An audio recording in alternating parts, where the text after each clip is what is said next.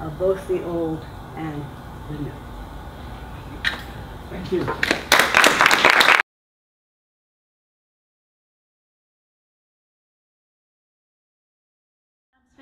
I'm from Australia, from Brisbane, and I'm fortunate enough to be actually working at the moment over at the Horleas Labs at the moment as an artist in residence working on the biosolar cells project, which you heard David mention before.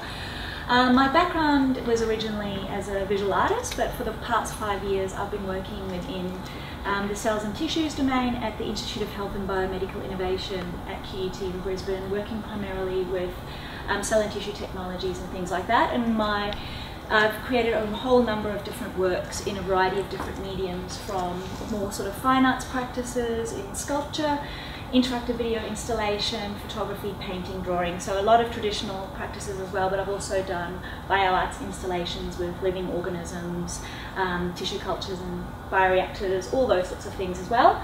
The project that I'm going to mention today is one of my more recent projects, and probably one of the closest in terms of actually having a sense of some kind of collaboration with my research group. And this project was called the Human Skin Equivalent / Experience Project.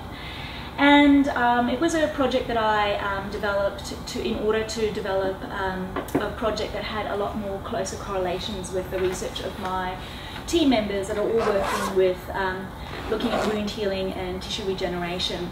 And as part of their research, they've created these human skin equivalent models, which are basically made up from surgically removed sections of consenting plastic surgery patients, which then are stripped down, and the skin is used as a scaffold. And then they take cells also from those tissues and put them back on the skin, and then grow that up into the lab so that it can wound it and watch the cells migrating back, and sort of do a lot of different sort of research also to do with like UV radiation and things like that. And it's kind of been designed as an alternative to using animal models in wound healing testing.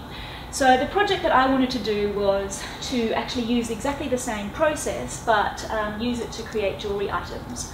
And so what I did was I had surgical sections of my own skin removed from my arm, and I had project participants donate hair follicles, where we then grew up their cells, put them back onto my skin, grew it into a human skin equivalent model. Here you can see one that's also been stained with MTT staining, so that you can actually see the cells and the way that they've proliferated over the scaffold.